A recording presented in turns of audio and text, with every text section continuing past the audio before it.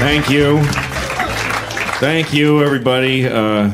Nice to be here. I feel pretty good today. You know why I feel good? Because I have the body that I want. And that's a thing people really covet. It's a hard thing to achieve, and I did. And I'm going to tell you how to have exactly the body that you want. You just have to want a shitty body. That's all it is. You have to want your own shitty, ugly, disgusting body. I don't, though, like being uncomfortable and unhealthy. And I'm both of those things all the time. I get really sweaty all the time. And that's also bad for sex because I just rain sweat all over people. Like I'm like, ugh. And that's what I'm like when I have sex, like, ugh.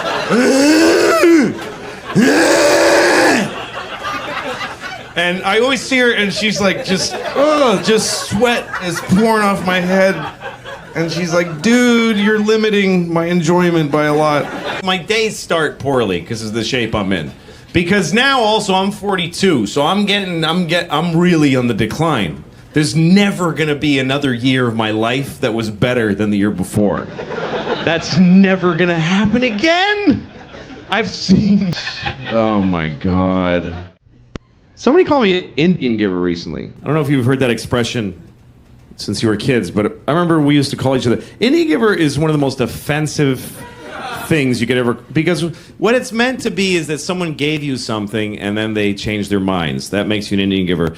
And we equate this to the Indians because our feeling is that they gave us America and then they didn't take it back certainly, but they changed their minds about giving it to us. And it's so offensive when you consider the truth, which is that we got here and the Indians were like, hi, and we were like, hey, can we have everything? And they were like, well, we don't know what have means, but enjoy all the things that you need, like we do. So we start killing all of them. And they were like, oh, dude, could you not do that part where you kill all of us? Because that's kind of a drag for us. And we're like, you guys are Indian givers. Oh, my God. We're going to name that after you. You guys are dicks. Anyway, thanks a lot, folks. Good night. Because life is very confusing. Even I'm 49 years old and I haven't found a cruising altitude to my identity. I'm still fucking confused. I get new feelings and they upset me. I don't like new feelings. I want to know what I like and get it and just die. That's what I want to do at this point. Like, I have a weird relationship with this movie that's on cable sometimes. It's called Magic Mike. You ever seen this movie? Magic Mike. For those of you watching this on video many years from now, Magic Mike was a movie about male strippers, starring Matthew McConaughey and Channing Tatum. And it was a very different country when it was made from whatever you're watching. But anyway, we had a whole other thing going on. This building's not here anymore. But you're watching it on a dusty thing, and it's all rubble. And you're watching this. I don't know why you're watching this out of everything. But when things were real easy, we made movies like Magic Mike. It's just a nice movie about men who strip. And every time I'm flipping around and it comes on, I always stop. And then I play a little game of chicken with this movie. I stop because it's a good movie. It's well made, directed by Steven Soderbergh, good director. And so I get into it, I get into the story, and then they start stripping. And then I start having all these feelings. My face gets a little hot. At first I just get hostile for no reason. I go, fucking hate.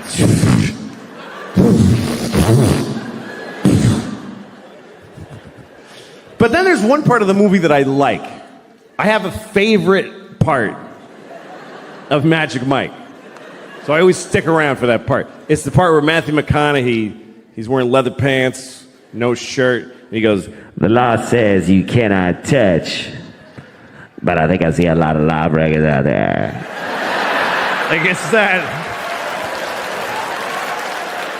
It's like perfect. It's the way he rolls out of him. I think I see a lot of lawbreakers out there. I just really like that. I like it. And when the movie comes on, I'm always like, all right, let's get to where he says that. And then he says it, and I'm like, that's fucking good. That's really good. I like it a lot. Here's how much I like it. I don't really do impressions, and I kind of nail that one because I think about it all the time.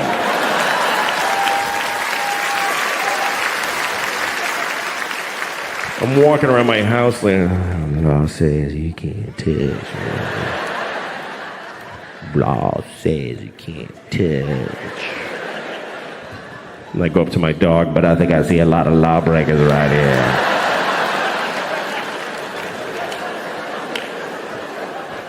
I like that part.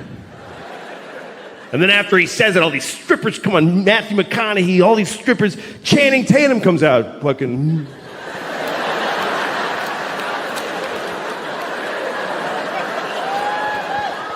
And then I go like, fuck! And then I have to stop.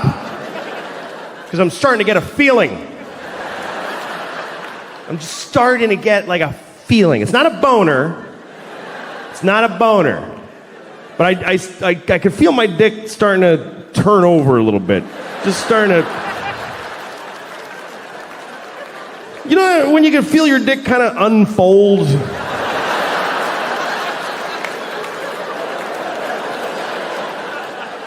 It's like a pool toy that's been blown up for a while. The wrinkles are starting to come out. It's taking shape. It's like...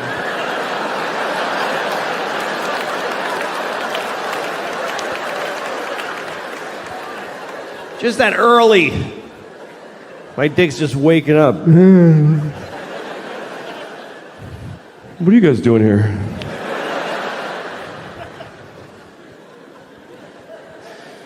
Anyway, I've never watched the whole movie. I've never seen Magic Mike in its entirety because I don't want to see it. I don't want to see the end of Magic Mike. I know what the end of Magic Mike is. I'm pretty sure that the end of Magic Mike is that I'm gay.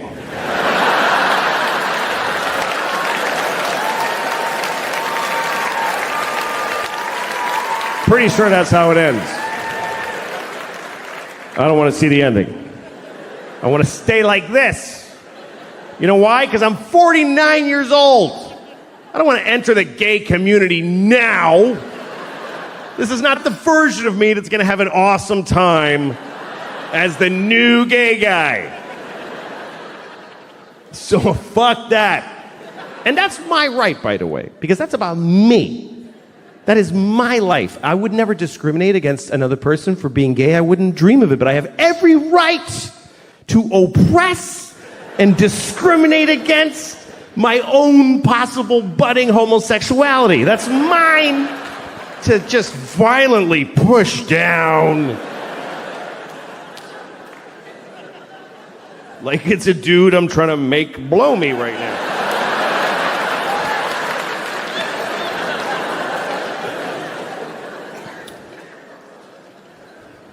And you know, I haven't become like generally attracted to men. I'm not sexually attracted to men. Just Matthew McConaughey and Channing Tatum. Those two guys? Fuck. Seriously. Matthew with his like leathery skin, he's like, just fucking sexy. And Channing, kind of dumb face, like oh shit! Oh fuck! I like it. But men in general, I'm not into it. It's just these. You know what I think it is I'm only gay for the best. I'm top shelf gay. I'm not retail gay. You know what I mean? I'm not off the rack gay. I'm not going to go to JCPenney's and suck a bunch of dicks. I'm going to go to Neiman Marcus and get the signature collection. Platinum dick. The best. The best dick. Because I'll try the best anything. If it's the best one, I'll try it. Like, I don't like cognac. I would never buy a bottle of Hennessy and keep it in my house. But I had never tried the best cognac. If somebody was like, would you like to try this cognac? It's This cognac was 500 years old 300 years ago. Like, yeah, fucking give me that. We're gonna go to, like, if somebody asked me to go to a Kenyan restaurant, I don't want to go to a Kenyan restaurant. I know all the foods that I like. But if somebody was like, this is the best Kenyan restaurant, it takes 6 months to get a reservation, I can get you in, they fly live turtles in. And you bite off its screaming face while it's alive. And every turtle you eat is the last of his species. Can't wait to eat that fucking turtle. I'm gonna end his people with my mouth.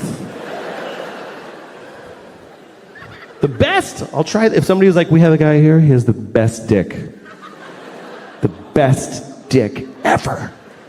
His dick has been soaking in olive oil since he was 5 years old. We've been feeding him nothing but butter and penises his whole life. He is the best dick, and you can suck it right now.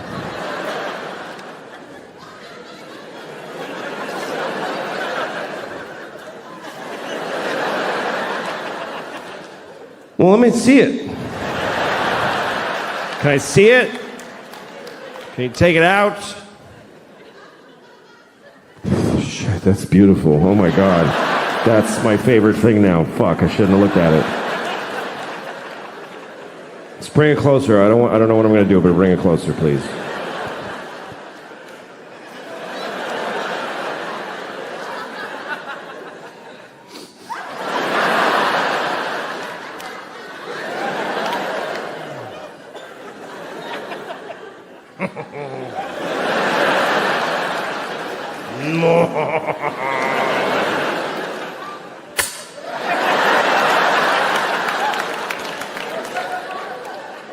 I think at that point you put it in your mouth, right? If you're looking at the best dick ever and you're not sure you want to suck it, just put it in your mouth. And then decide. Just for like 20 seconds. That's a long time. That's 20 seconds. That's a long time to have a dick in your mouth that you're ambivalent about. 20 seconds. If you have a dick in your mouth for 20 seconds, you are not deciding. I'll show you. This is 20 seconds with a dick in your mouth.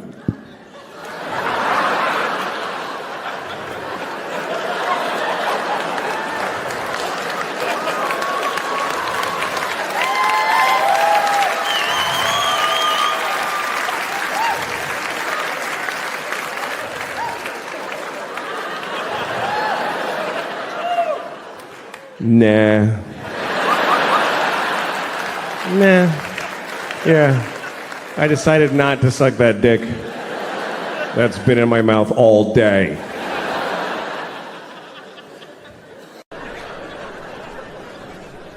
I've seen a few tits. I've seen, I don't know, 48 maybe, I don't know. I've had my history in my life, you know. I've been divorced for 5 years, and it's been the best part of my life, being divorced. Easily my favorite part of my life.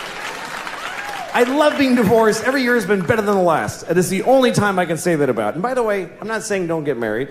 If you meet somebody, fall in love and get married, and then get divorced, because that's the best part. It's the best part. Marriage is just like a larva stage for true happiness, which is divorce, because you just let go, and everything's fine now. Divorce is forever. It really actually is. Marriage is for how long you can hack it. But divorce just gets stronger like a piece of oak. Nobody ever says, oh, my divorce is falling apart, it's over, I can't take it.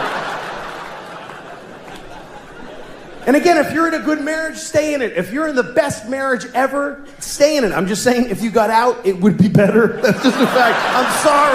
I'm sorry, but it's true. Everything's better. My ex-wife and I, this is the best part of our knowing each other. We're good co-parents because we live apart and we're friends. Our kids go to her half the week, they come to me half the week. And I'm a good father. I'm an attentive, focused, and responsible father. Do you know why? Because I get to say goodbye to these kids every week. Are you shitting me? It's like every parent's fantasy. Who can't be a good father for half of every week? No matter how bad it gets, every Wednesday I get to go, goodbye, girls. Daddy's gonna go upstairs and pour whiskey all over his naked body right now.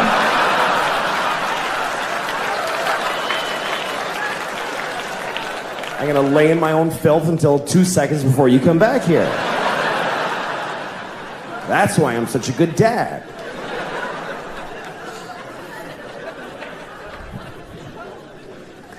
My daughter was having a dance thing at her school. They had this big dance.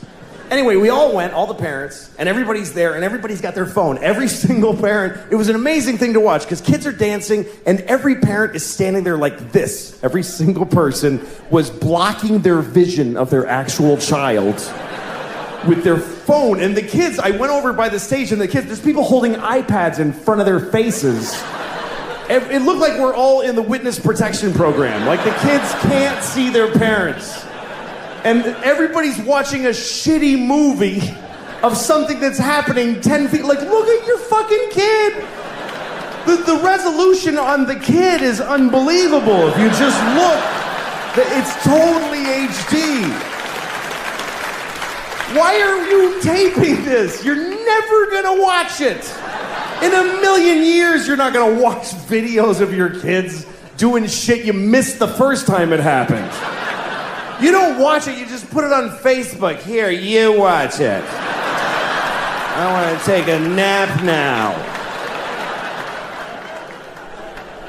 And then you get to read all the comments. Oh my God! It's so cute!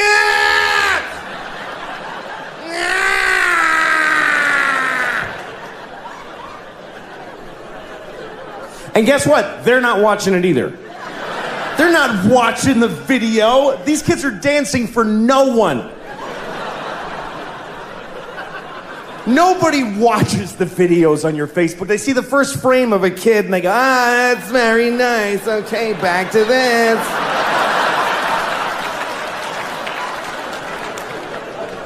Nobody's watching your kids' videos on Facebook, I promise you. I'll prove it to you. Next time you tape your kids dance, take 1 second of it, and then add 20 minutes of just your own asshole. Just go in the bathroom and just record your own anus opening and closing for 20 minutes. Tack it on to your kid dancing for a second, put that on Facebook. Everybody will write the same thing. That's adorable. I think I see a future star. Thank you very much. Thanks, everybody. Hello. Nice to be here. How are you doing? Good. Good. Nice to be here. I'm broke. Anybody else broke? You ever get so broke that the bank starts charging you money for not having enough money? That's fucking broke, man. Bank called me up, they're like, hi, we're calling because you don't have enough money. I'm like, I know. She's like, sir, you have insufficient funds. Well, that's a good way to put it too. I agree with that. I find my funds to be grossly insufficient. Thanks for calling. Why are you mad at me? I don't understand what. How is this something I'm doing to you? She's like, sir, you only have $20. That's not enough. You can't only have $20. I'm like, look, I'm not being broke just to fuck with you. I just really don't have any money. I'm not trying to be a dick. My life is shitty. What? So they charged me. They charged me $15. That's how much it costs to only have $20.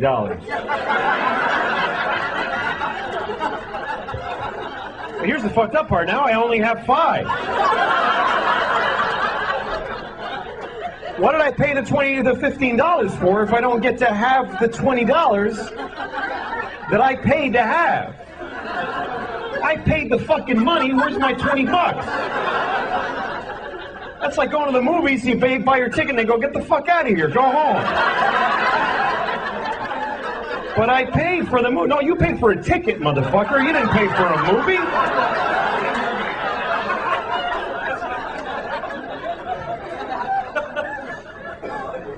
You ever have negative money? That's depressing, isn't it? You look in your bank account, negative $10. That's how much I have now. Negative 10. That means I don't even have no money now.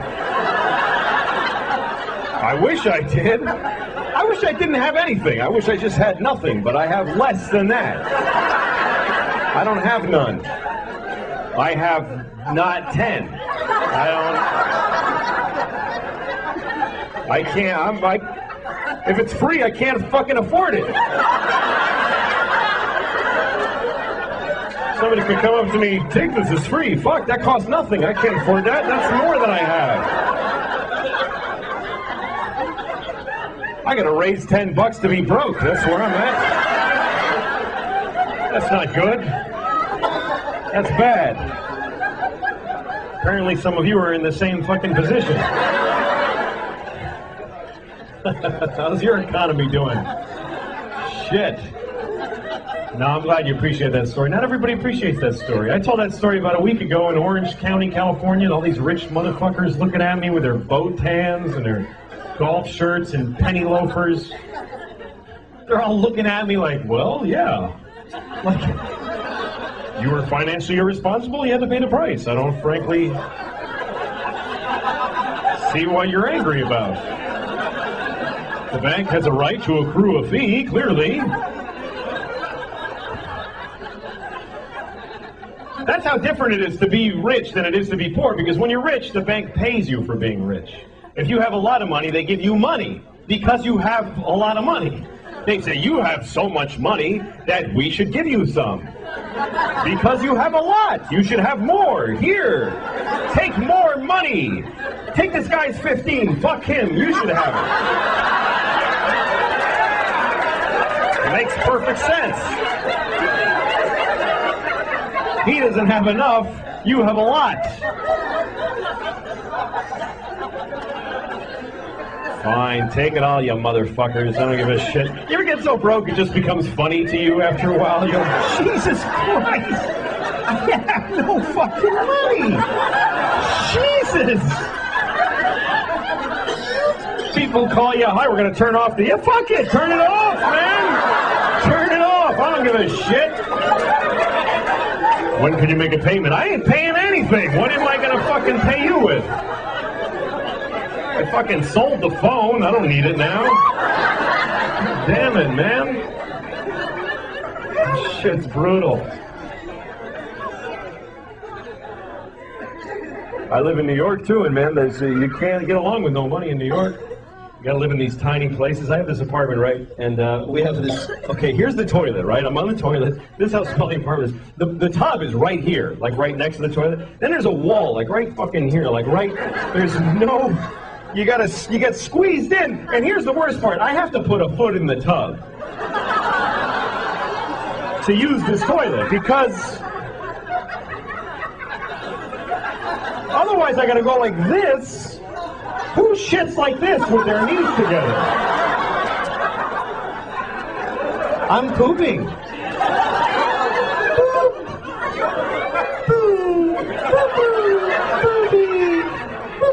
No, you gotta fucking dig in. You gotta get into it. And in order to achieve this position, I have to put a foot in the tub. Now try putting a foot in the tub when your pants are at your ankles. You can't, they both want to go, right? So I have to take off the whole pant leg, which means I have to take a shoe off every time I take a shit. Every time. And sometimes that's okay, but a lot of times it fucking isn't okay. Sometimes I didn't plan effectively, and I'm 10 blocks from my house, and I've got to shit. You know when you can't run because you'll bounce it out, so you got to kind of glide, and you're going, come on! God damn it! And you stop occasionally. Fuck, fuck, fuck! Come on, man! God. Okay, I'm gonna make it. I'm gonna make it. I'm gonna make it. I'm gonna make it. I'm gonna make it. And I always get to this point where, like, I'm gonna make it. I'm fucking fine. I'm fine. Mind over matter. I'm gonna make it. And then I see my house. I just see it. And my eyes tell the rest of me, fuck it, man. Let go. We're here. There's no need to hold on anymore. We've made it. Because my eyes are fucking retarded, and they don't know the difference between the outside and the inside of my house. So now I got like Olympic seconds to fucking get in my house and open the door to the bathroom, and I gotta take a fucking shoe off? Are you... I have shit my pants 13 times. I couldn't keep a straight face with that. All right. Oh, shut up. You better leave now. It doesn't get any better. Anyway. No, file, sorry, blah, blah. So anyway, no money. I guess I'm white trash officially, and white trash is a very funny expression to me because it's the only racial expression you can use, and no one gets offended. Nobody gives a shit when you say white trash. Nobody gets all quiet like, hey man, why are you talking like that? That's not cool. Nobody defends white trash. You can be talking to the most liberal hippie in the world. You go, hey, I saw this guy, he was white trash. He'll go, ha ha, fuck that guy. White trash piece of shit. Let's laugh at him because he's poor and he's starving to death. Fucking loser. He lives in a trailer because he can't afford a house. Let's go shit right in his face right now. That's why they're funny to us, because they're fucking poor. He wears stupid clothes because they're fucking free so he can eat. Ha fucking ha! Man, it's depressing in this country. You ever drive through whole towns where everybody's life is shit in the whole town? Everybody's just standing in front of their house like...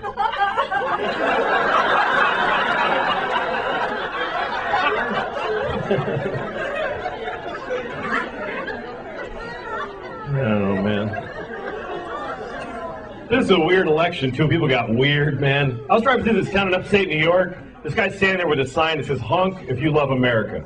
Now, I love America, but I'm looking at this guy and I'm thinking, what the fuck are you doing, man?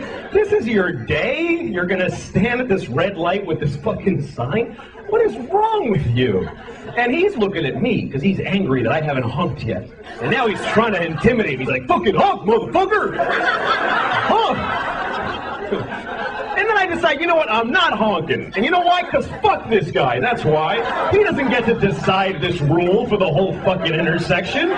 Just because he's got a magic marker and no job, now I have to honk? Or otherwise I'm a fucking commie? Fuck him. What if I go up to him with a t-shirt that says, lick my balls if you love Jesus? Come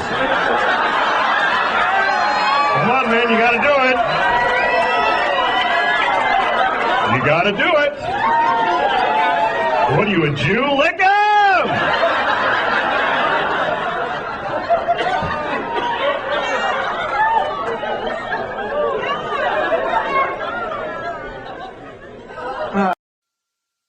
Bill Gates, I was reading about Bill Gates, owner of Microsoft. He has $85 billion. Wow. Here's a guy who could lose $80 billion and still have 5 fucking billion. I would lose it really fast because I would do stupid shit with the money all the time. Like you know what you could do with $85 billion? You could buy every baseball team and make them all wear dresses for like $3 billion and still have 82 fucking billion. How do you not do that? How do you resist? I would do shit like that every day. One day I'd go out, buy all the pants in the world, every pair of pants, and just burn them. Fuck everybody. No more pants. Start over with making pants. They're all gone.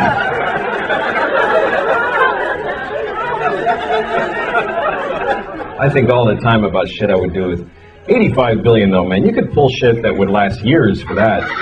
I always think about what I would do. I was thinking about this all day today because I'm a loser. I got nothing to do. I was thinking about how I would open a chain of pet food stores all over the country, and it would be called Shit-Ass Pet Fuckers. That would be the name of it.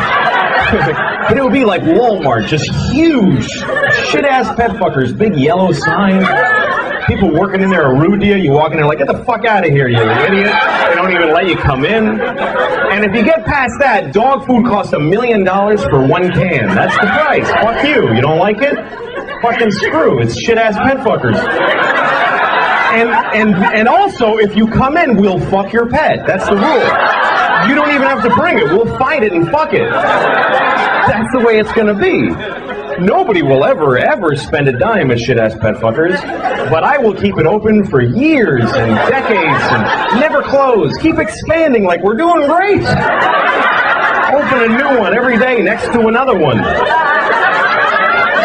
Just surround every Starbucks with 5 shit-ass pet fuckers all facing each other. Just to enjoy people going, what the fuck? Why doesn't it close? Jesus! That place sucks, man. That is the worst pet store. I'm not paying $1 million for a can of dog food. That's clearly overpriced. And they fuck your pets. That's not appropriate to fuck people's pets. Come on. But they've been open for 50 years now. Damn those shit-ass pet fucker people.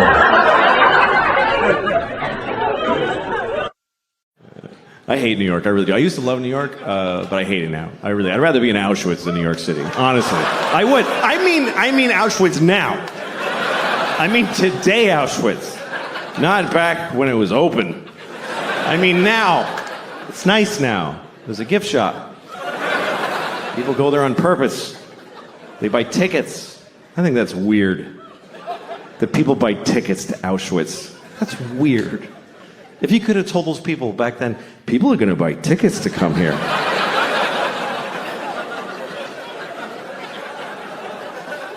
Yeah, wrap your head around that. Jew. That's... All right, I'm sorry. I'm sorry, never again, I promise. That's what we say about the Holocaust, never again. Because they killed 6 million Jews. If they only killed like 10,000, would it be like, okay, 2 more times? And then taper off, because it's a little much. I'll tell you, I went to Auschwitz. This is a true story. I actually did go to Auschwitz because I was doing shows in Poland. Because I had to go to Poland to do shows. So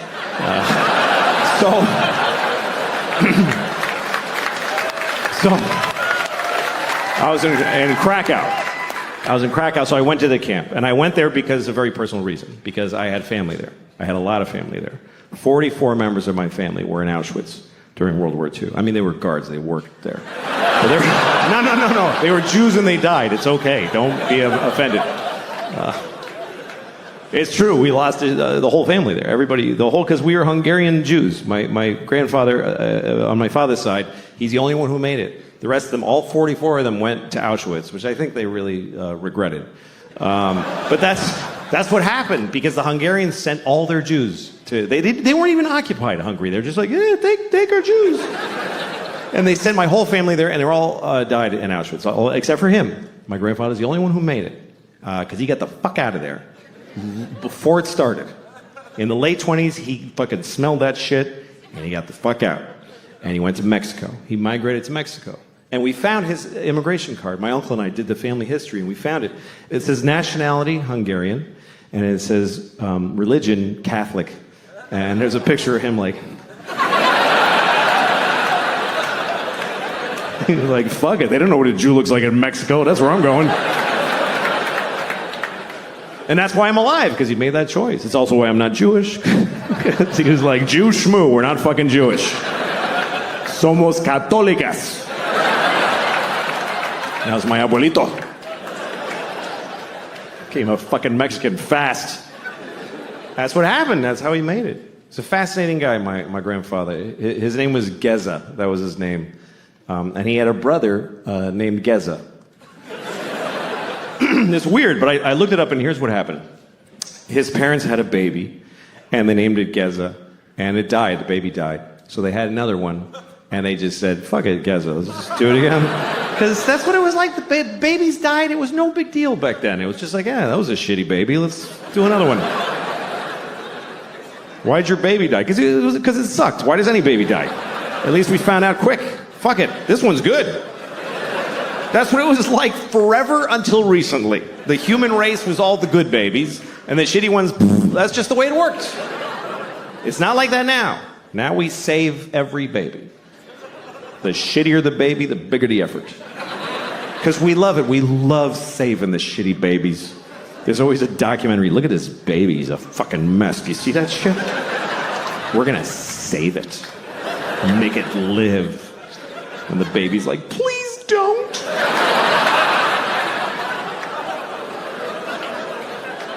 But we don't like when babies die. We get more upset when a baby dies. Why? Who knows this baby?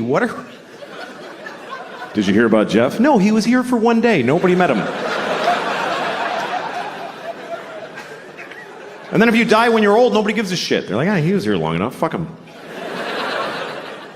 You ever tell somebody, like, your grandmother died? My grandmother died.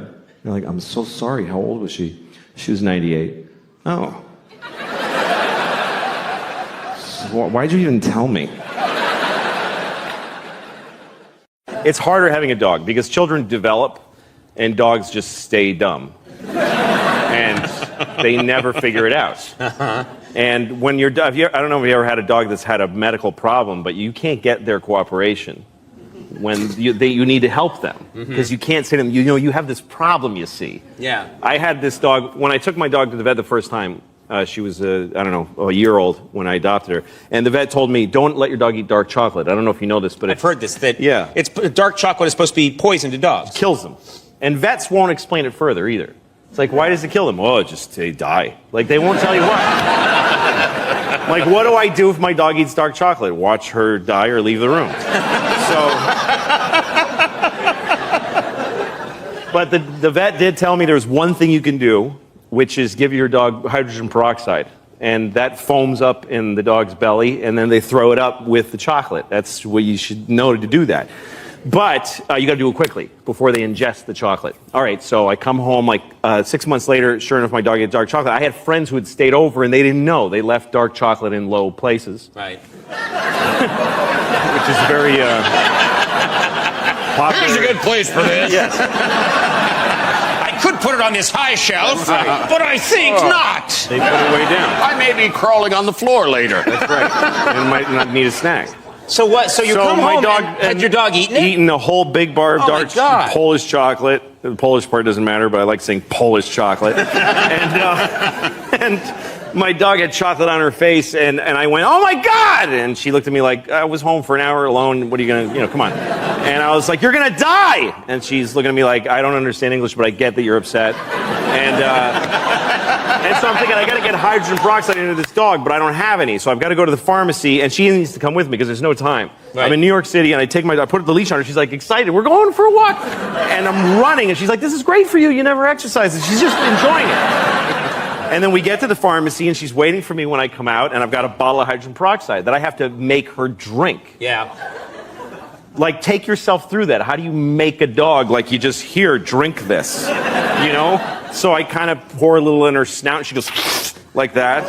And so I kind of grab her and I pour a little more. She goes, I think I was pretty clear that I didn't like that. Like, she looks at me like she's trying to figure out what's going on here. And so I get my whole body around her. This dog was 70 pounds. She was like an alligator. Yeah, and if she didn't want to drink something, she's just thrashing. I'm like, drink it!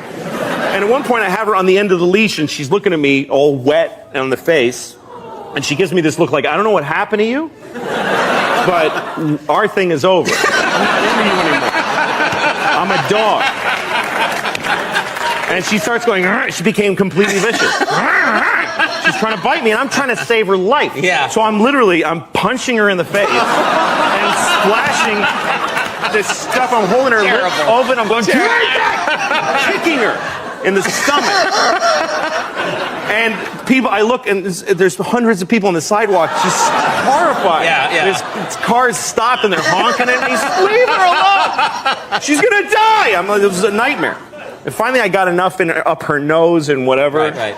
And she was like, dude, just,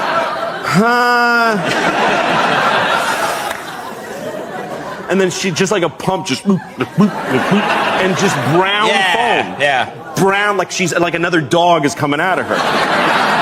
And she made it, but she never liked me after that. She hated me. Because from her point of view, I just went nuts. You went nuts. I lost my For no mind. reason. I'll tell you this story about one time that I thought I was going to die. I think it's the only time where I thought, why wouldn't this be when I die? I was on a plane. I've been on a lot of planes and a lot of shitty weather and stuff, but this shit was fucked up. I was in Indianapolis on a plane waiting to take off, and we're sitting there, and the pilot comes on, and he says, hi folks, the fuel gauge is broken, so we're waiting for maintenance. So we wait about 20 minutes. Then he comes back on, folks, the fuel gauge is still broken, but we're going to go anyway. We know how much fuel we have, and we feel confident it'll be okay, so we're going to go. And I'm thinking, okay, well, he's a pilot. I'm sure he's going by some manual that says, you know, if the fuel gauge breaks, call maintenance. If they're not there in 20 minutes, fuck it. Fuel gauges are overrated. Just go. You're fine. Just top it off and remember what happened. So then we still don't take off. And the guy comes back on. Folks, we have another problem. LaGuardia Airport in New York won't give us clearance to take off because the weather has been bad there intermittently. So we're going to wait for that. So we wait 20 minutes. Then he comes back on. Folks, LaGuardia still hasn't given us clearance. But we're going to go anyway. We're looking at the radar. We think the weather will be fine. So what we're going to do is say that our destination is Philadelphia. We'll get clearance to go there. Halfway to Philadelphia, we'll switch course to LaGuardia Airport. We'll be there in a few minutes. I swear to God he said this. First of all, I'm pretty sure you're supposed to be honest with the dude in the tower. Like, does the dude in the tower have to go, really? You're going to come on? Tell me where you're going. And why is he telling us this shit? Am I going to have to corroborate this lie if we get pulled over by the sky police at some point in the flight? Oh, no, we're totally going to Philly. I got a brother there, and we got a thing in Philly. But I'm still fine with it because we're travelers on the plane. Yeah, I got a thing. Fuck it. I'm immortal. Just go, please. Yes. Go into marginal weather with shoddy equipment secretly. I totally support this plan.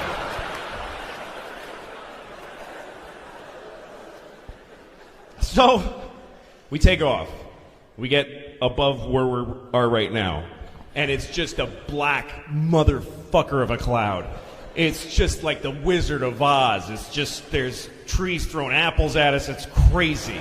It's just horrible. And we're the whole flight, and we're making these circles.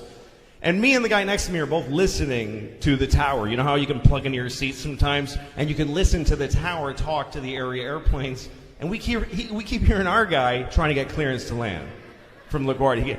This is Delta 288 requesting clearance to land.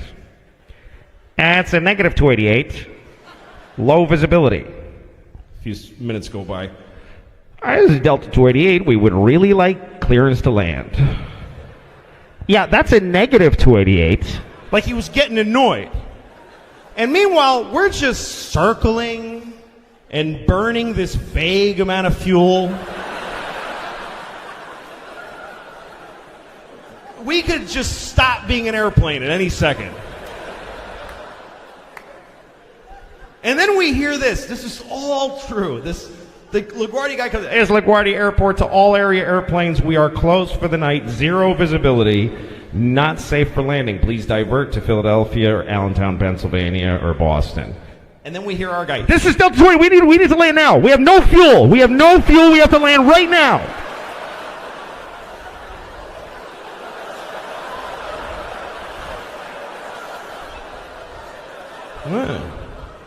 Interesting. Then there's a pause, and then we hear this. Well, then clear to land, then 280. That's how he said it. Like, dude, no one can see, okay? But just, I guess all the dumb decisions you made today have made this a good one. Just take a shot. I'm going home. Just fucking turn the lights off after you crash. I don't give a shit, frankly. By the way, you're not supposed to be here, you fucking liar. You said you were going to Philly.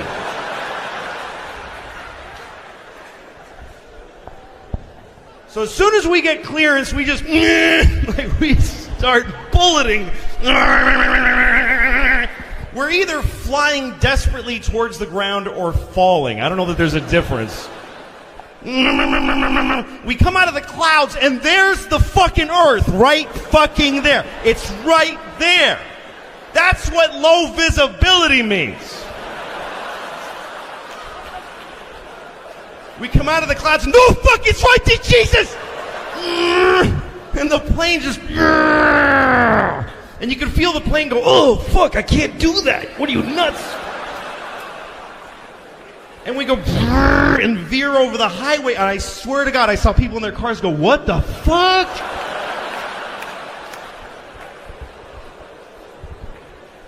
And we hit the runway like sideways, like poof. And the pilot comes back on, all true, I swear to God, he's totally out of breath. He's like,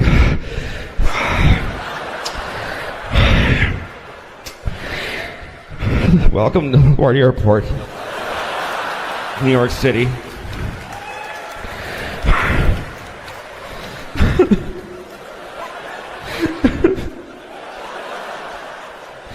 You may turn on your cell phones now, and you may call your loved ones.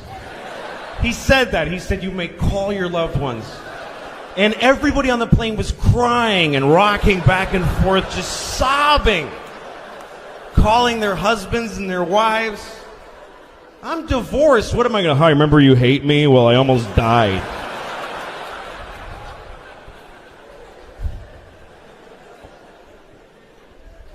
And I got in a cab, and the cab driver goes, that was a very bad landing.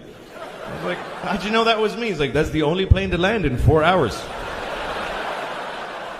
We all watched the drivers. We said they're going to die. 1994, I went to Russia, and it had just become Russia again. It was the Soviet Union until really that year, everything started to crash down. And at the time, I was a writer for the Conan O'Brien show, and I had written there for 2 years, and I was burnt out, and I didn't want to do it anymore. So I went to the head writer, and I said, I have to quit, because I think I'm going to have a nervous breakdown. And he said, take 2 weeks off, and we'll pay you for the 2 weeks. And I said, okay, I'll do that.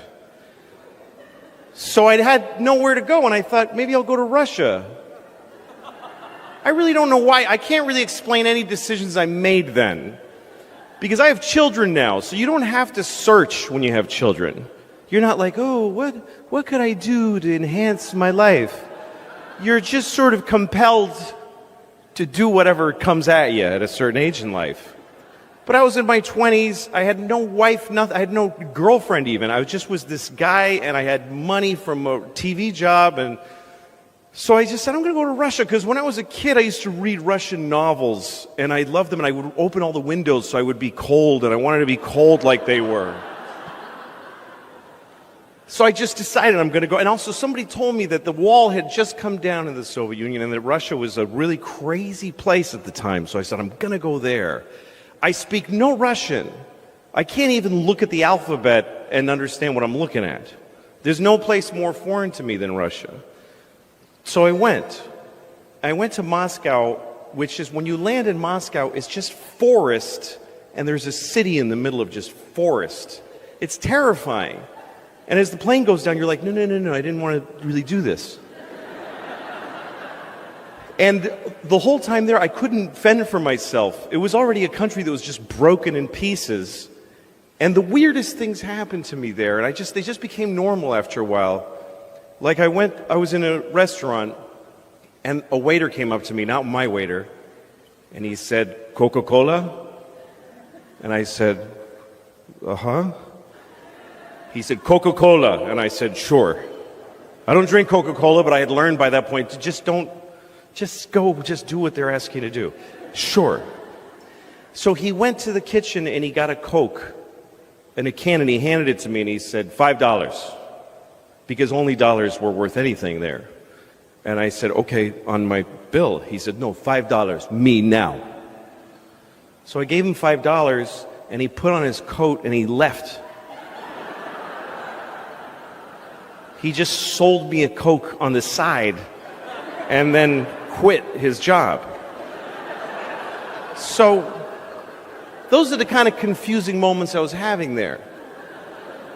And I couldn't talk to anybody, and I was so lonely. It's difficult. I mean, I was alone, and I just sit in the room and go, okay, that was a really fucked up day. I hated that day.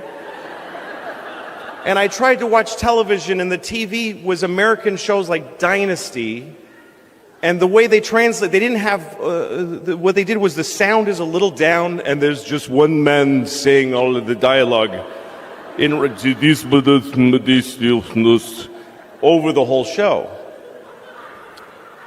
I was there for 2 weeks, and it just was crushingly, I had made no contact with anyone. And then one day I went into the subway. Now, if you've never been to Moscow, the one thing I learned there is that, well, the streets are very, I can't gesture with this thing. It's beautiful, but I can't keep punching you in the face with a big white fist. Okay. The streets in Moscow during the Cold War, they were made wider so that they could have missiles go down the middle of the street for the parades. And if you go there, you'll find out, if you go behind the big buildings, they actually tore the buildings off of their foundations and dragged them back. And a lot of the bigger buildings in Moscow, in the back, they're being held up by like bricks. It's really unnerving how unsafe the whole city is. So the streets are very wide, and you can't cross the street on a green light. You'll never make it. So they made tunnels so you can go under, and those are connected to the subway. And the subway in Moscow, you go down in an escalator, and you keep going until you think, it just keeps going. Like, this is so deep, this is really upsetting. But anyway, everyone hangs out in these tunnels. I went in the middle of December. I went to Russia in the middle of December alone. And I'm standing in the subway and I'm watching a violin player. And the one thing about Russia still today, I think, is that no one has any money. So when you see a guy playing the violin in the subway, he's like the first chair violin for like the Russian symphony orchestra, because that doesn't pay shit. And at least he can get a few kopecks in the subway. So I'm watching him, and these other people are sitting on the floor, and we're crying. Everybody's crying. Everybody. It's just normal. People are just watching, just wiping away tears. And there's a young fella sitting here, and he looked my age. I was 25 at the time. He looked about 25, and he was tattered and just watching this violin player. And then this group of kids walked by, about 8 children, ranging from 5 to 10 years old, and their faces were dirty, like in Oliver Twist, like they were in a play, like they had rubbed dirt on their face. And they're all wearing men's coats that they're wearing as from the neck down to the floor, and none of them have sleeves, their hands in their sleeves. Their sleeves are just flopping. They were like street urchin kids. And the coats, it just looked like these men's coats. And you kind of knew all the men who owned those coats are dead. And at least one of these kids killed those guys. Like, I swear I looked at an 8-year-old's face and thought, he has murdered. And that's what they looked like, just tough little kids. And I'd seen them before in Moscow. They work in groups. The guy sitting below me that I identified with called out to the head kid in the front. I don't speak Russian, so I just knew he was going, he's appealing to him. He needed something. And the kid with his hands in his sleeve looked at him suspiciously and said, like, what the fuck, why, what do you want from me? And the guy went, explaining himself, and he showed that his shoe had come apart. And he showed that his shoe was like a flap, and he showed the kid, and he showed him his shoe, and the kid shrugged and said, like, okay. And the kid's hand appeared from out of the sleeve, and there was a tube of shoe glue in his hand. He didn't rummage for it, it was already there. And he handed it to the guy, and the guy fixed his shoe with the glue, gave it back and just and then the kid from he took his other hand had a paper bag, and he put the glue in, and he huffed it, and his eyes rolled back, and he got high. And then the group kept going, and I couldn't believe what I just saw. That the misery in this country at that time was so calculable and so predictable that this guy thought, my shoe's broken. Oh, there's a child. He's sure to have some glue in his hand because the state of our nation is so wretched. And I looked, and he looked at me, and I was startled, and then he laughed, and I laughed. And he's the only person I had any contact with in the whole of the Soviet Union. And I realized this is why I came here, to find out how bad life gets, and that when it's this bad, it's still fucking funny. That's all I got. Thank you. I gotta also ask, look at the boat. What happened with your boat? Oh, yeah. That was all of a sudden like, fucking, wow, Louis like a tabloid guy. Louis C.K. in his boat. Just hanging out waiting to be rescued. I got stuck in the mud. This new Black Crowes album. It was my first day. Yes, it was my first day in the Stuck in the mud. I just bought it, and I spent one day on it with some guy who showed me the specifics of the boat. But it's a big fucking boat with 2 engines, and it's really complicated to drive. And I took my girls out on it, and as we were pulling out of the marina, my daughter was like, "How do you know how to do this?" Oh shit! And I was like, "It's not that big a deal." Like I was defensive with my 10-year-old. It's not that big a deal. I can do this. And we went around Manhattan, and I got in all this shit I had no qualifications That's to deal with. That's a crazy waterway, because the currents, especially on the east side. Especially, what do they call that fucking? An actuary. Don't they call it Devil's something? It's like something. All the water. Hell's Gate. Hell's Gate. That's right. Yeah. All right the water on the converges right there. They should call it Watergate. Where the rivers kind of split. The Long Island Sound collides with the Harlem River. Right. That's it. Yeah. It gets a little dicey over there. Really Don't bad. say the Harlem River around Anthony today. No. I'm all right. A little sensitive. It's been a renaissance up there. Don't say Muddy one River. moment when we were in that cauldron and we just smashed, like the boat felt like it was coming apart, and my 7-year-old screamed, and her sister held her eyes, like closing them. It was like, it was really stressful. Were you panicking? Then we get no, I mean it's nervy, but it was making that smack sound on the water. The bow goes like, bam! It was really bad. It's where the Harlem River meets. Yeah, the Long Island Sound. The Long Island Sound, the East swirls River, in such the Harlem a way River. you've never seen before. Yeah. It's crazy to go through that area. You get whirlpools. Like up by Yankee You know, it comes like a no, on the east lumber. side. Not far from Yankee Stadium. Not far from there. Oh yeah, well it is. Yeah, Yankee Stadium's on the east side. It's south crazy of there. to navigate that. It's just north of Roosevelt Island. Yeah, correct. And are you thinking I just want somebody who knows how to do this here right now with me? Yeah. And then we went up to the Harlem River, which is very, it's awesome. like glass. It's really nice. And so now we got through it, and we're really happy. And I've got frozen burritos and macaroni and cheese. So we're gonna pull over, throw the anchor, and we're gonna make lunch. And so I find this little cove, this sweet little cove.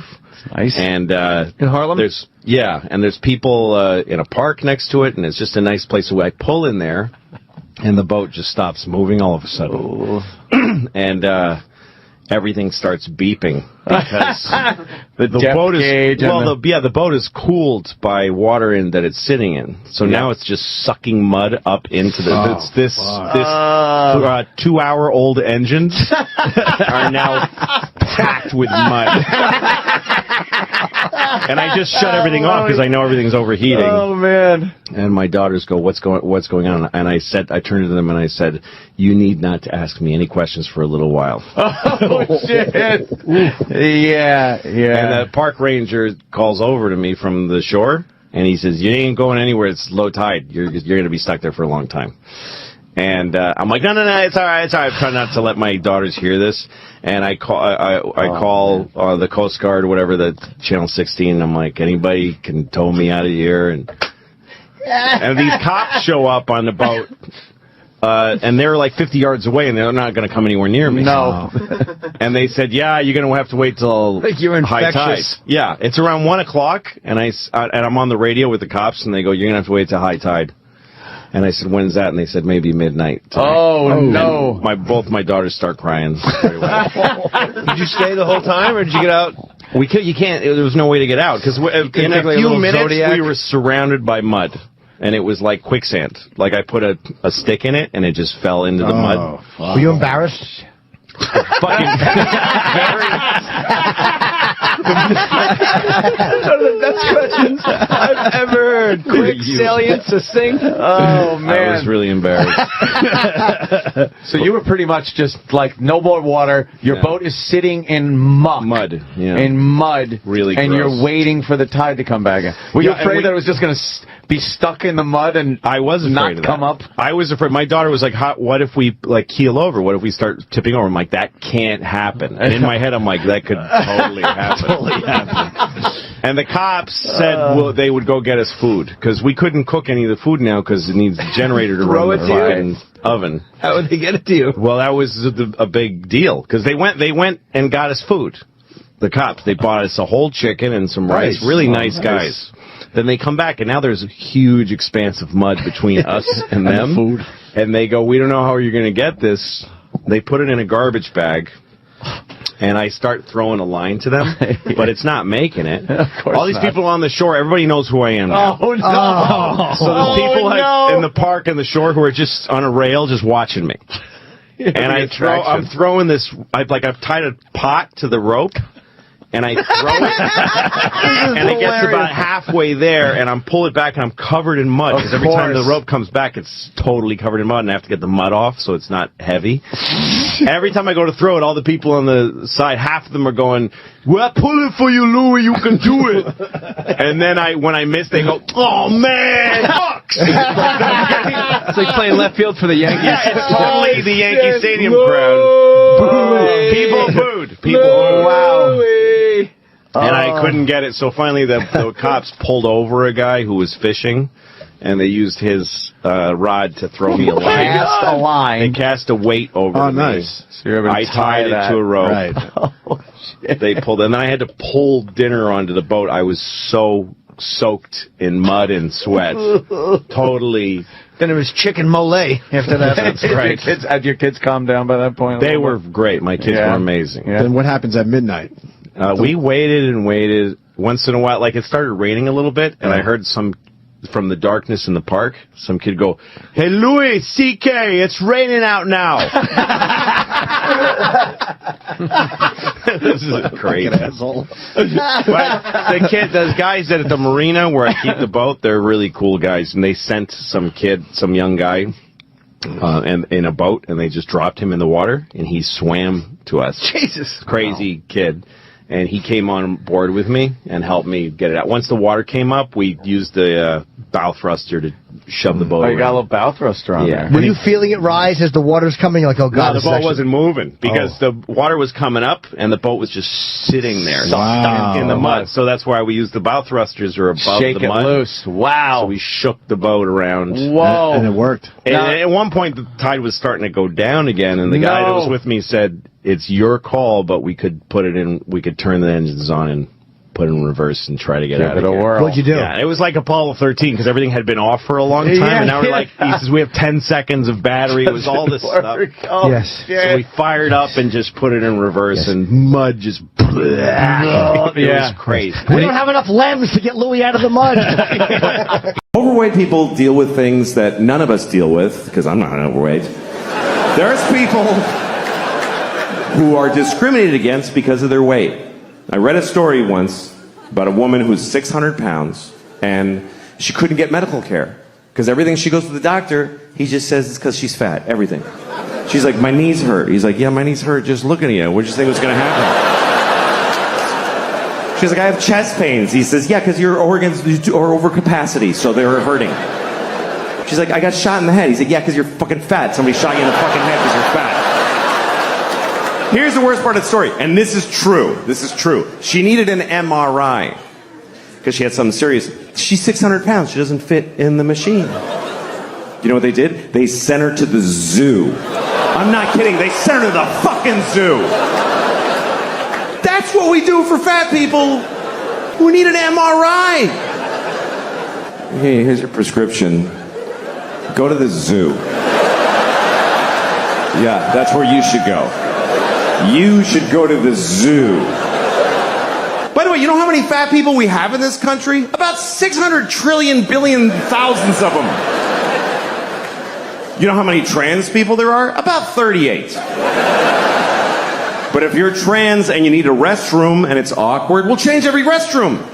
But if you're fat and you need an MRI, you go to the zoo, you fat bitch. Just go to the zoo. You go experience that today.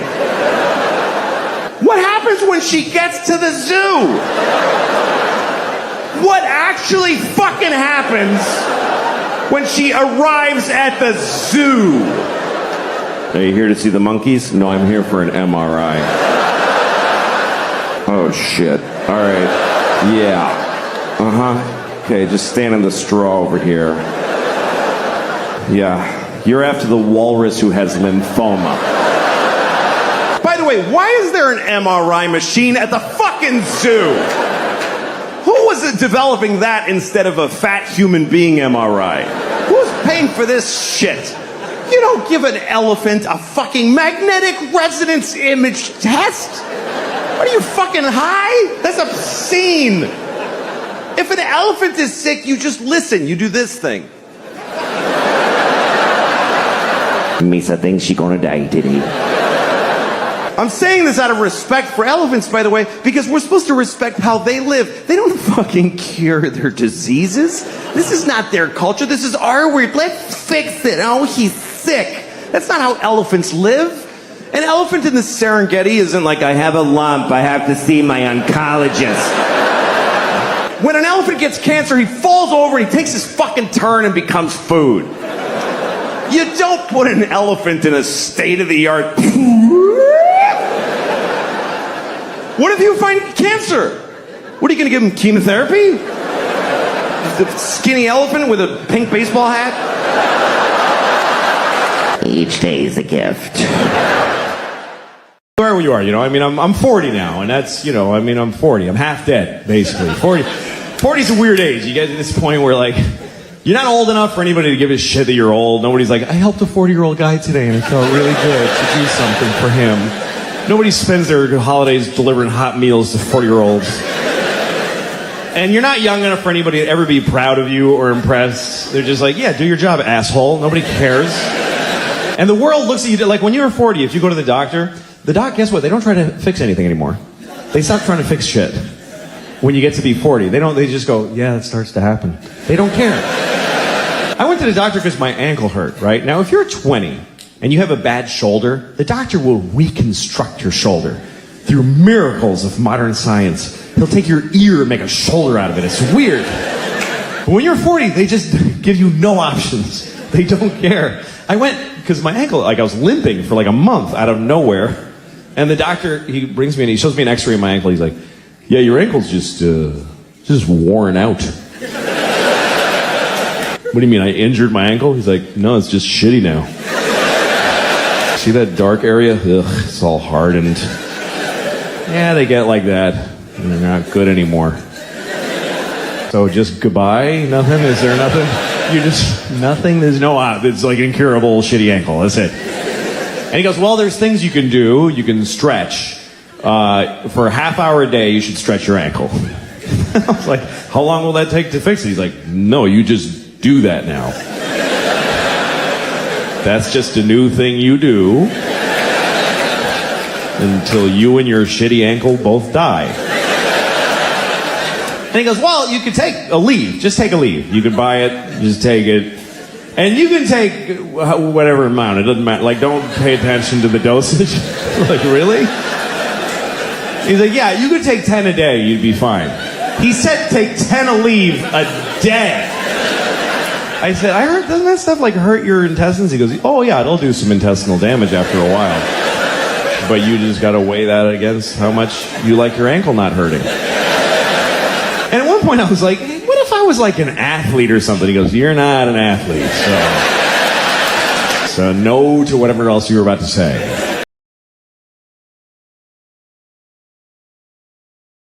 Thank you, everybody.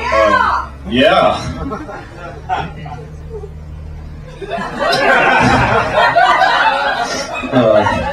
Thank you for applauding. Seriously, because I did a show where they don't applaud when you go on stage. It's called Mo Betta Mondays. That's the name of the show at the Improv, Mo Betta Mondays. It's an all-black audience. And I had done a show called Chocolate Sundays at the Laugh Factory, which is an all-black audience. And they invited me because they thought I was black because of my name, because I directed Pootie Tang, so people sometimes think I'm black. And so they invited me to the show. So I get there, and they go, oh, hi. And I look in the room and I go, oh, hi. And then we kind of stand there trying to decide, and I go, fuck it, hi. And they go, yeah, hi. All right. So I went on, and this is Chocolate Sundays at the Laugh Factory, and it was fucking great. I had a great time because nobody else is trying. They're all up there just acting cool, and I went up there and I tried, and everybody appreciated it. So then, because most comedians don't try. I'm not saying because they were black, but they were all black and unfunny. Every single one of them was black. There are far more unfunny white comedians than unfunny black ones. But every single comedian on that show was black and unfunny. Should have been the name of the show, really.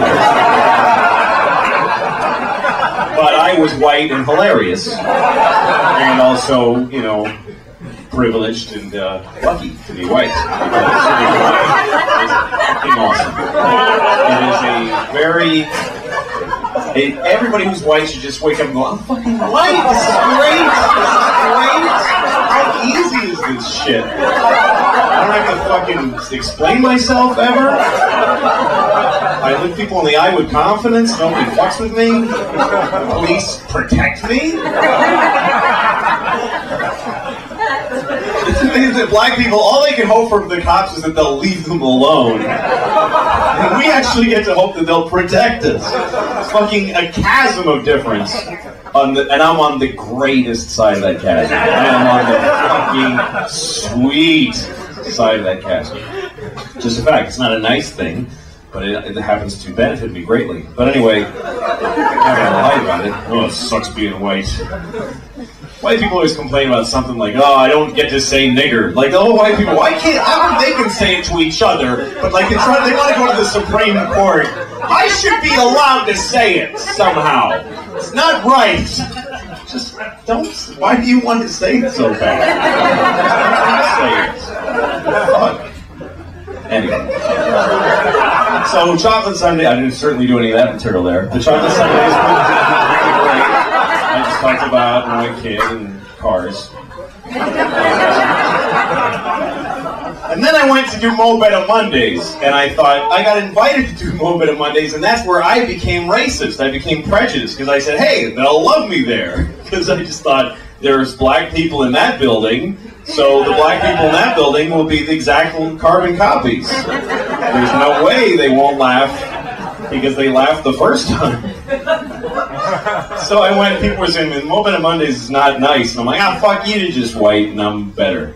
So yeah, I'm white too, but I've been there and I got laughs. And white people that make black people laugh are very proud of themselves. So I went to Mo Betta Mondays, and it's not at all even close to the same people. They're fucking suburban people in Chocolate Sundays. Mo Betta Mondays, they have the machine, and they're selling cologne in the bathroom, and people are fucking hard, and they do not clap when they bring people on stage. People go on, they go, all right, how about a hand for Joe, whatever, and then he just walks up to silence. I mean, I've never even seen that on any show in my life.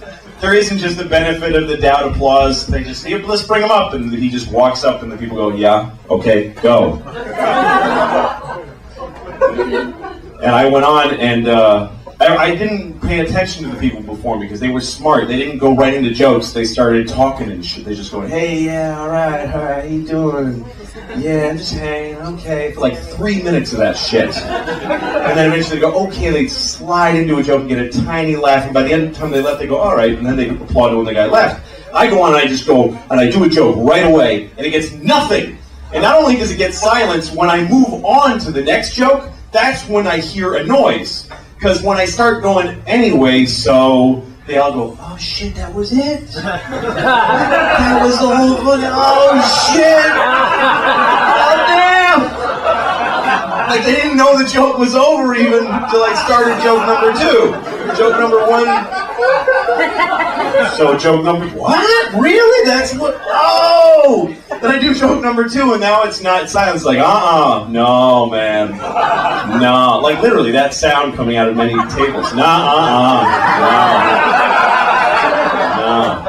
And then I try the thing that never fails when you're bombing. I go, "Oh, fuck you people, I'm staying up here." That always works when you're bombing. You go, "You know what, fuck you, I'm doing my time." And somebody always goes, "All right, yeah, I can respect the balls."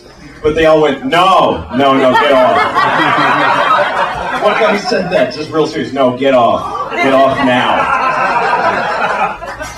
And I was like, "Yeah, okay." I did like a minute total. And, fuck, that hurt so bad, man. And I was in the car afterwards just like, oh, Jesus Christ. I didn't mean to tell that whole story. It's just that when you applauded when I came up here, I felt, oh, that's nice, that helps. That's it. Sorry. It's too long. Anyway, but it's nice to see you all here, and it's kind of funny to see you all because I fucked all of your mothers. Just so as a coincidence, kind of. All of your mothers. That's what I was going to open with.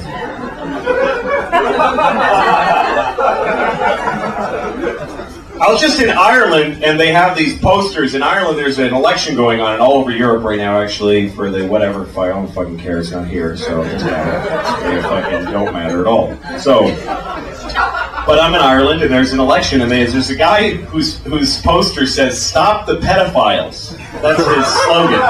Stop the pedophiles. And here's the thing, even if you're against the pedophiles, I wouldn't want my face with pedophiles all over the nation that I live in, you know? And I told that to an Irishman, and he said, actually, we say pedophiles. I'm like, hey, I've been fucking kids for 10 years. Don't tell me how to say pedophiles. I think I would know.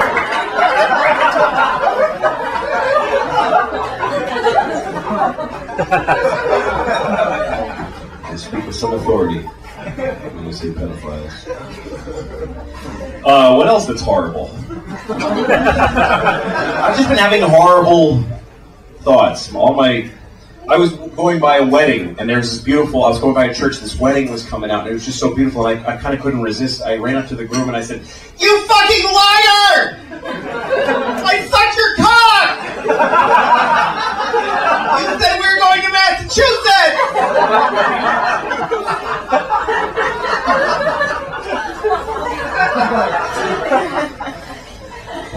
Stereotypical gay guy. Here's the thing, right?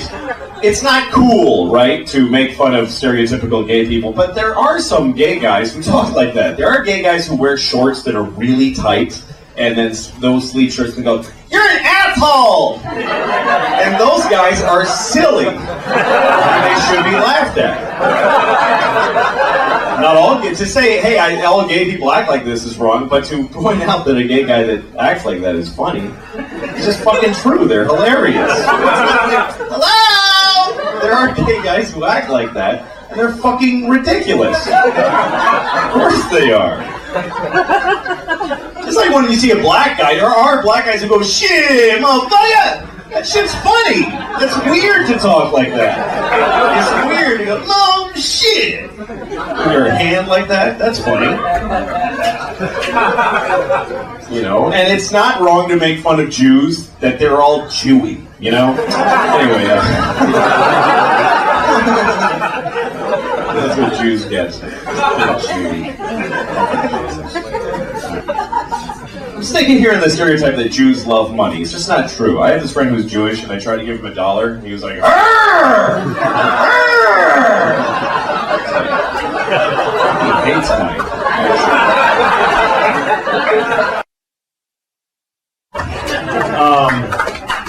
More importantly, I was with my daughter today, and my daughter is she's got this thing she does now where she's 2.5, right? And if I tell a story, then she tells the story as something that happened to her when she was a little girl. It's like a weird way she has of owning whatever she hears. Like I told this story to my wife, I said, I almost got in an accident today. I was driving, and this car went right through a red light, and I had to stop really fast. And then my daughter said, when I was a little girl, I was in a car driving, and a car came and ran right in front, and I had to stop. And I was like, I just fucking told that story. You think I'm that stupid that 8 seconds later when it happened to you? What the fuck? I mean, wait a while and maybe I'll forget or something. A shitty liar. That's right, you're fucking 2.5. What fucking car were you in? Great. You were in a car.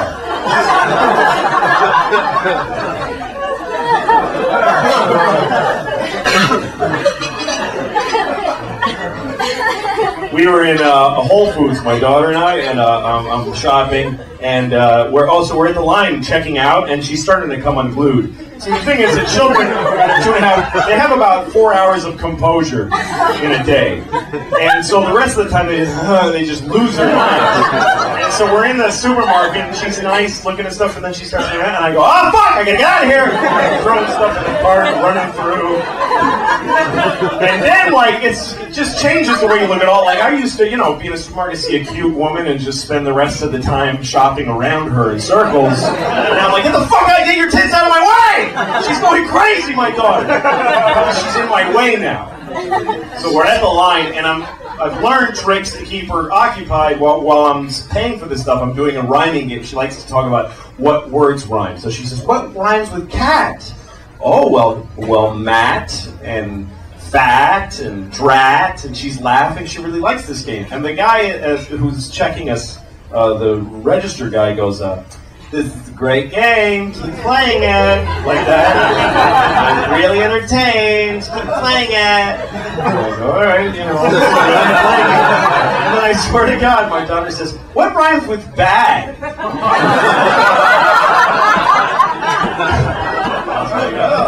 Hag, shag. What else rhymes with bag?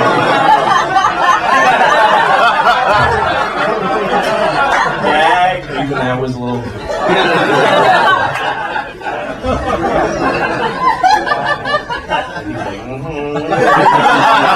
Come on, go ahead. Say it. And he did talk like that, by the way. It's funny to me that people like to just decide that they want to pretend that no gay people act funny because they're gay. But some of them do. The guy who talks like this is silly. He's a silly man. It's funny. And only gay guys talk like that. Actually, that's not true. I know a couple of straight guys that talk like that. But anybody who talks like that is very ridiculous. To be laughed at later when you tell people about it. Of course. They're not. Hi. Oh, yes. Very serious. Nothing funny going on there right now.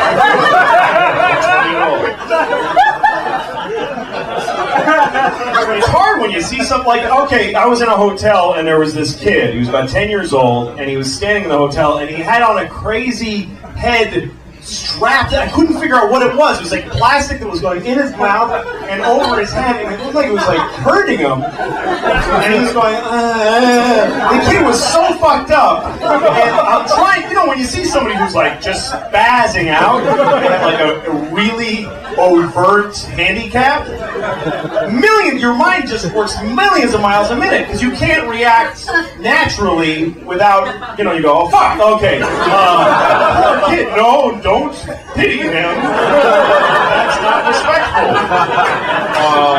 I don't know, he's not there. I don't know, he's there, he's not there.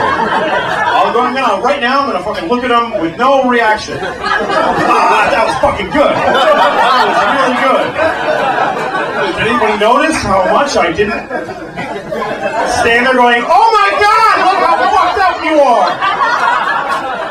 Anyway, the weird part was that the more I looked at this kid, the more fucked up he got.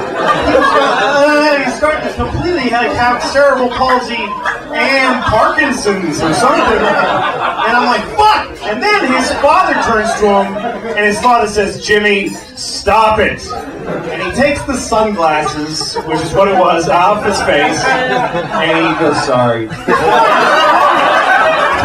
fine, healthy kid. As steady as a rock, had no fucking problems whatsoever. Not me.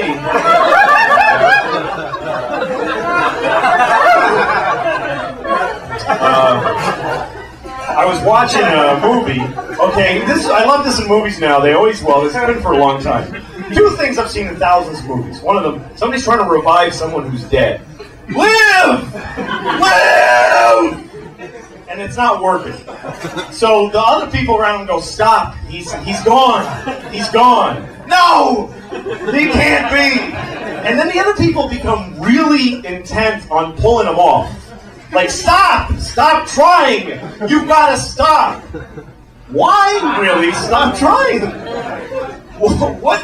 The guy, maybe if there's a 0 to 1% chance, then try. Like, what is going to happen if he keeps trying that could be bad? Don't! Oh, no!